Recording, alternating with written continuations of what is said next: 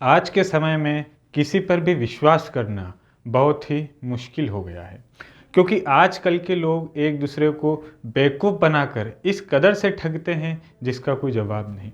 दुनिया में ठगी के लोगों की कोई कमी नहीं, लेकिन आज हम आपको एक ऐसे व्यक्ति के बारे में बताने जा रहे हैं जिन्होंने छोटी उम्र में यानी कि मात्र 17 साल में ही लोगों को ठगने का काम शुरू कर दिया था और उनके लाखों पैसों को वो उड़ा ले गया। जी हाँ, हम बात कर रहे हैं जो महाठग की उपाधि पा चुके सुकेश चंद्रशेखर की। सुकेश ने अपने इस ठगने की कला से न जाने कितने लोगों को अपना शिकार बनाया है। हालांकि अभी सुकेश जेल में है, लेकिन वह जेल में रहकर भी लोगों को ठग कर करोड़ों रुपए कमा रहा है। चलिए आज हम आपको सुकेश चंद्रशेखर के बारे में पूरी विस्तार से बताते हैं। आखिर सुकेश चंद्रशेखर है कौन, उसकी ठगी के मामले क्या हैं, उसकी उम्र क्या है, जन्म स्थान, उसकी प्रारंभिक शिक्षा, परिवार व कमाई के बारे में आज एक बहुत बड़ा खुलासा करने जा रहे हैं। नमस्कार, मैं आपके साथ नीरज पंचोली। आप देखना शुरू कर चुके हैं नज़र टुडे की खास पेशकश, जिसमें हम एक रिसर्च के बारे में आपको बताते हैं। यह रिसर्च किसी नेता के बारे में भी हो सकती, यह रिसर्च किसी अपराधी के बारे में भी हो सकती, यह रिसर्च सामाजिक राजनीतिक किसी भी तरह के एक फिगर को लेकर पूरी रिसर्च की जाती है। तो उसका जितना भी मजमा है हम आज आपके सामने रख रहे हैं। जानकारी के लिए बता दें कि वह एक प्रोफेशनल इंसान बनकर लोगों से मिलता और खुद को बड़े मंत्री का बेटा बताता। साथ ही खुद को दक्षिण भारतीय फिल्मों का एक बड़ा प्रोड्यूसर बताकर उसने फिल्मों में बतौर अभिनेत्री के काम देने और विज्ञापन दिलाने का झांसा दिया करता था। जेल के एक कमरे में वह महंगे गिफ्ट मंगवा कर रखता था। इसी के साथ वह कभी खुद को दलाल बताता और अपने कारनामों को अंजाम देता था। सुकेश के जेल में रहकर भी उसके अपराध आए दिन बढ़ते ही जा रहे थे। सुकेश पर 20 से भी अधिक ठगी के मामले हैं। वह पूरी दुनिया में ठगी के नाम से मशहूर है। सुकेश का जन्म साल 1989 में भवानी नगर बेंगलोर में एक मिडिल क्लास फैमिली में हुआ था। सुकेश को उसके दोस्त प्यार से बालाजी कहकर बुलाते थे। उसके पिता का नाम विजयन चंद्रशेखर था। हाल ही में साल 2021 में सुकेश के पिताजी की मृत्यु हो गई। उनकी माता का नाम कुछ ज्ञात नहीं है। सुकेश चंद्रशेखर ने एक भारतीय अभिनेत्री पोल से शादी की। लीना ने मद्रास कैफे सहित कई लोकप्रिय फिल्मों में अभिनय किया है। बता दें, सुकेश को छोटे से ही और स्मार्ट लग्जरियां गाड़ियां बहुत पसंद थी। सुकेश को बॉलीवुड का बड़ा शौक था। फिल्म अभिनेत्रियों से संपर्क बढ़ाना उसे काफ़ी अच्छा लगता था और इसी तरह 2010 में वह लीला पॉल से मिलता है। लीला ने फिल्म मद्रास कैफे में एक रोल किया था। लीना से उसकी नज़दीकियां काफ़ी बढ़ी। जल्द ही वे एक साथ रहने लगे। लीना क्राइम में भी उसका पार्टनर की तरह सहयोग करने लगी और दोनों मिलकर ठगी को अंजाम देने लगे। साल 2015 में दोनों ने शादी कर ली। शादी के बाद भी बॉलीवुड सेलिब्रिटी से सुकेश के संबंध उसी तरह जारी रहे जिस तरीके से शादी से पहले थे। हाल ही में आई एक रिपोर्ट में यह खुलासा हुआ है कि जेल में बंद रहने के दौरान 12 अभिनेत्रियां उससे मिलने आई थी। एक्ट्रेस लीना मारिया पोल से शादी की थी, जिससे इसकी ठगी के खेल में वह साथी हो गई। सुकेश ने बिशाप कॉटन बॉयज़ स्कूल बेंगलोर से पढ़ाई की और मदुरै यूनिवर्सिटी से ग्रेजुएशन किया, पर ग्रेजुएशन पूरा नहीं किया। बचपन से ही यह बेहद रईस बनना चाहता था। सुकेश को पहली बार 17 साल की उम्र में धोखाधड़ी के एक मामले में गिरफ्तार किया गया था, जब उसने एक जाने माने वरिष्ठ राजनेता के बेटे का दोस्त होने का दावा करके एक पारिवारिक मित्र को 1,05,00,000 रुपए का चूना लगा दिया। सुकेश जब भी अदिति से बात करता था तो वह खुद को पीएमओ और गृह मंत्रालय में तैनात अधिकारी बताता था। इन सब के लिए सुकेश वॉइस मॉड्यूलिंग सॉफ्टवेयर का इस्तेमाल किया करता था। उसने मंत्रालयों से जुड़े नंबरों की कॉपी की ताकि कॉल करते वक्त उसे किसी तरीके की परेशानी का सामना ना करना पड़े और साथ ही जिसको उसने कॉल किया है उसको उस पर शक ना हो। यह सारा काम वह जेल के अंदर से ही कर रहा था। सुकेश की तरफ से अदिति सिंह की कुल 84 कॉल डिटेल्स रिकॉर्ड कोर्ट में पेश की गई।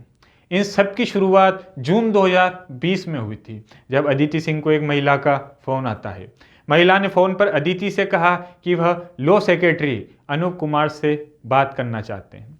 जब अदिति सिंह ने फ़ोन पर खुद को लॉ सेक्रेटरी बताने वाले शख्स से बात की तो उसने यह दावा किया कि वह पीएमओ के निर्देश पर यह कॉल कर रहा है। उसके बाद अदिति सिंह को लगातार कथित तौर पर मंत्रालयों और ऑफिस से बताकर कॉल की जाती थी। सुकेश ने सिर्फ फ़ोन के जरिए ही अदिति सिंह से सरकारी अधिकारी बनकर इतनी बड़ी ठगी को अंजाम दिया। ये कहानी तब शुरू होती है जब एक पूर्व अरबपति जेल में पहुंचता है। उसकी जमानत के लिए उसकी पत्नी एक शख्स को घूस के पैसों को लेकर घंटों बात करती है। उस महिला को लगता है कि उसकी बात देश के गृह सचिव समेत वरिष्ठ सरकारी अधिकारियों से हो रही है। शक से वो महिला गृह मंत्री से एक मुलाकात करने का भी आग्रह करती है, लेकिन उसे कहा जाता है कि यह सब एक निश्चित समय पर होगा। फ़ोन पर महिला उस शख्स से पैसों को लेकर भी बात करती है जिसे भुगतान के लिए उसे कहा जाता है। उससे पार्टी फंड के नाम पर वो बड़ी धनराशि देती है। हालांकि महिला को ये जानने में महीनों लग जाते हैं कि जिस शख्स से उसकी बात हो रही है वह कोई सरकारी अधिकारी है भी या नहीं, और वह उसके साथ धोखाधड़ी कर रहा है। जुलाई में प्रवर्तन निदेशालय, शॉर्ट में बात करें तो ईडी द्वारा सतर्क किए जाने के बाद महिला एजेंसी के साथ चैट रिकॉर्ड साझा करती है और फ़ोन कॉल का यह सिलसिला कुछ दिनों नहीं बल्कि 9 महीने तक चलता रहा। इस दौरान सुकेश चंद्रशेखर अदिति सिंह को भरोसा दिलाता रहा कि वह उसके पति को रिहा करा देगा। इन सब के दौरान जिस एक चीज़ ने सुकेश की सबसे ज़्यादा मदद की वह है कोरोना वायरस महामारी। जी हाँ, कोरोना के चलते कोई भी व्यक्ति किससे मिलने के लिए दबाव नहीं बना रहा था और सारी बातें फ़ोन पर ही चल रही थी। इस काल के दौरान सुकेश ने अदिति को पैसे ट्रांसफ़र करने के लिए मजबूर किया ताकि वह उसके पति को बाहर निकाल सके। अप्रैल 2021 तक अदिति सिंह सुकेश के कहने पर 200 करोड़ रुपए दे चुकी थी। 200 करोड़ देने के बाद भी पति की रिहाई की कोई संभावना बनती नहीं देख अदिति सिंह ने इस तरीके का एक शक पैदा हो गया। इसके बाद महिला ने 200 करोड़ रुपए तक की जबरन वसूली और धोखाधड़ी का आरोप लगाते हुए दिल्ली पुलिस में एक मामला दर्ज कराया। इस कहानी का बड़ा ट्विस्ट तब आता है जब पता चलता है कि महिला को फ़ोन करने वाला वह खुद जेल में बंद है। अब सवाल ये उठता है कि आखिर उस ठग के पास जेल में फ़ोन कहाँ से आया। यह भी पता चलता है कि वह एक ऐसा सॉफ्टवेयर का इस्तेमाल करता था जिससे कि वह झूठा उच्च अधिकारी बनने पर किसी को शक ना हो। साल 2021 में सुकेश चंद्रशेखर को 5 अन्य जेल अधिकारियों के साथ 200 करोड़ रुपए के संबंध में गिरफ्तार किया गया। ये पैसा उसने कारोबारी शिवेंद्र मोहन सिंह की पत्नी अदिति सिंह और उनके पति को इस मामले में जेल से रिहाई के तौर पर मांगे थे। आरोप लगा था कि तिहाड़ जेल में सलाखों के पीछे बैठकर उगाही का पूरा नेक्सन तिहाड़ अधिकारियों की मदद से ही चलाया जा रहा है। पैसे के दम पर सुकेश तिहाड़ में ऐशो आराम की जिंदगी जी रहा था। जेल के अंदर से ही सुकेश अपना ठगी का पूरा धंधा चला रहा था। खुलासा होने पर सुकेश को ठगी में इस्तेमाल होने वाले आईफोन 12 प्रो मैक्स और एक Samsung phone Israeli phone number के साथ गिरफ्तार किया गया। तिहाड़ के रोहिणी जेल में वार्ड नंबर 3 और बैरक नंबर 204 में सुकेश को बंद किया गया था। वहां लगे 10 सीसीटीवी फुटेज खंगालने के बाद सुकेश और जेल अधिकारियों के बीच नेक्सन का खुलासा हुआ था। आरोप है कि पैसे के दम पर तिहाड़ की रोहिणी जेल में सुकेश को एक पूरी बैरक अकेले रहने के लिए दी गई थी। कुछ महीनों पहले तिहाड़ में ऐशो आराम की जिंदगी जीने से संबंधित इनका एक सीसीटीवी फुटेज भी सामने आया था जिसमें पूरी बैरक में 2 मर्दों से ढक रखी है। सुकेश तमाम सुविधाओं के साथ सजा काटता दिख रहा था। जेल कर्मियों को हर महीने देता था लगभग 1 से 1.5 करोड़ रुपए। तिहाड़ प्रशासन पर आरोप लगा था कि ये तमाम सुविधाएं उसे करोड़ों रुपए तिहाड़ प्रशासन को बतौर रिश्वत दिए जाने के मामले के बाद मिली है। सुकेश ने खुद आरोप लगाया था कि वो करीब 9.5 करोड़ रुपए डीजी संदीप गोयल के ऑफिस पहुंचा चुका है। इस मामले में भी कोर्ट ने आदेश पर दिल्ली पुलिस की स्पेशल सेल ने एफआईआर दर्ज की थी, जिसके बाद तफ्तीश में तकरीब 35 जेल अधिकारियों और कर्मचारियों की गिरफ्तारी हो चुकी है। आरोप यह था कि जेल में खुलेआम फ़ोन इस्तेमाल करने, बिना पहले से वक्त लिए अपने आप परिचितों से मिलने, जेल मैनुअल का उल्लंघन कर इसी से जेल में बंद अपनी पत्नी मौर्या पाल से किसी भी वक्त वह मिल सकता था। बैरक में तमाम सुविधाएं मुहैया कराने के एवज में सुकेश इन जेल कर्मियों को हर महीने 1 से 1.5 करोड़ रुपए देता था। इतना ही नहीं, दिल्ली पुलिस की आर्थिक अपराध शाखा ने इस मामले में पिछले साल नवंबर महीने में रोहिणी जेल में 5 अधिकारियों को गिरफ्तार किया था, जो सुकेश चंद्रशेखर को पैसे के बदले जेल में तमाम सुविधाएं मुहैया करा रहे थे। इसकी पहचान रोहिणी जेल में सुप्रिंटेंडेंट सुनील कुमार सुंदर चंद्र, डिप्टी सुप्रिंटेंडेंट महेंद्र प्रसाद लक्ष्मीदत्त और असिस्टेंट सुप्रिंटेंडेंट प्रकाश चंद के रूप में हुई थी। आरोप था कि सुकेश के ठगी के नेक्सन में पूरी तरह से सक्रिय थे। इसके अलावा एक मामले में कुछ अन्य जेल कर्मियों की गिरफ्तारी और की गई थी, यानी करीब 1 दर्जन गिरफ्तारियां हो चुकी है और करीब 35 जेल कर्मियों को जांच पूरी होने तक सस्पेंड किया गया है, निलंबित किया गया है।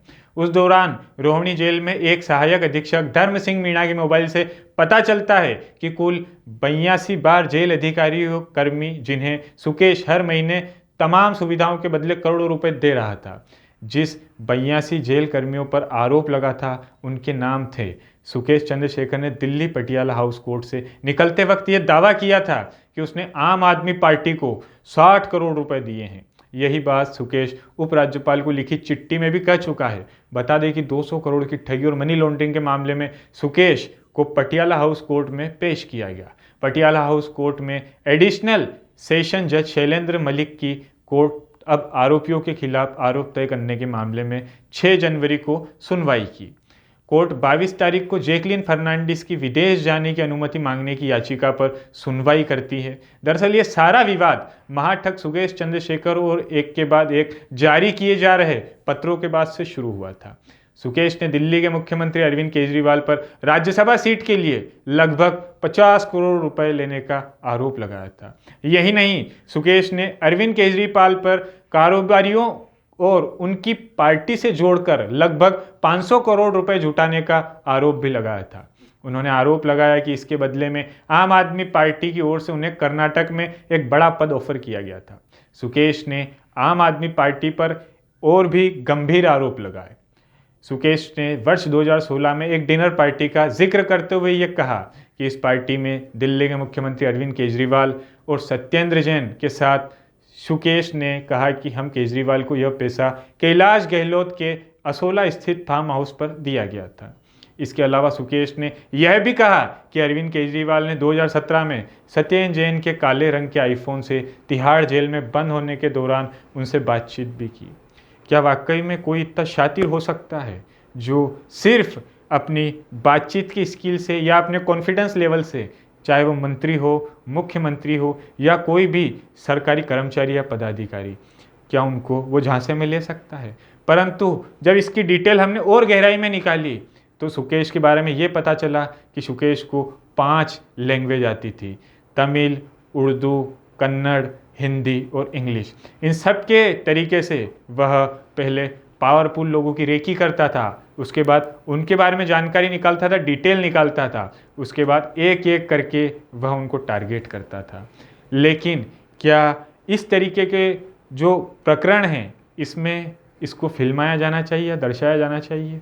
ये बात हम आपसे इसलिए कर रहे हैं क्योंकि तिहाड़ में बंद होने के बावजूद भी कई फिल्म प्रोडक्शन सुकेश के ऊपर वेब सीरीज़ बनाना चाहते हैं। तो क्या हमारे समाज को हम कुछ ऐसी चीज़ें दिखा रहे हैं जिसमें ये बताते हैं कि किससे ठग कैसे किया जाए, किससे झूठ कैसा बोला जाए? इसी तरह की तमाम जानकारियों के लिए बने रहें नज़र टुडे के साथ। अगर आपको कोई वीडियो अच्छा लगा हो या इसमें कुछ जानकारी छूट गई हो तो आप कमेंट बॉक्स के माध्यम से हमें अवगत करवा सकते हैं।